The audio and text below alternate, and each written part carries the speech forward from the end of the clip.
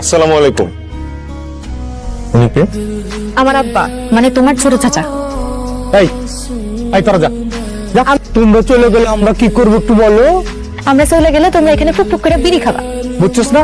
যা আউ যা। ঠিক আছে? যাইতেছি দাদির কাছে। আমি দাদির কাছে বলে দেবো যে তুমি রাতুল ভাইয়ের বাইরে নিয়ে ফুক করে বিড়ি খাওয়া শিখেছো। রকিব কারো ডরায় না। আউ যা। চল দাদির কাছে বলে দিই। বিড়ি খাও? সিগারেট খাই। আমিও তো সিগারেট খাই। খাবি? কোথায়? এইটা আমার স্পেশাল জায়গা। স্পেশাল কেন?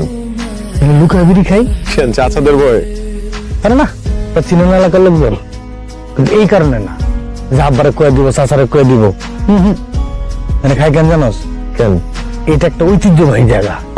আর শালুর আব্বা এখানে বিড়ি খাইতো। আসলে? ও আরে বেটা, একদিন কি হয়েছে জানোস? কি? দুই চাচা তো বিড়ি টানতেছে, ফুয়ায় ফুয়ায় উড়া দুরা টানতেছে। আমার আব্বা আয়া বুঝছো, এই বিশাল দেহ নিয়ে খারাইছে, দুই চাচা তো থর থর করে কাঁপতেছে, বুঝছো? তারপর আর কি, আমার আব্বাটা কি কয়, দে আমার একটা দিয়া খা। আমার ভালো লাগতেছে আজকে। কেন? হ্যাঁ, কারণ আমগো পারিবারিক ঐতিহ্যের তোরে সাক্ষী রাখতে পারছি, তুইও শরীর হইলে আজকে তুই একটা অংশ। অন্য কিছু খাস নাকি? আরে না, এবার আমিও খাই না, জিগাইলাম এমনি। দেখলাম ঢাকা থাকাস খাইতেও পারো।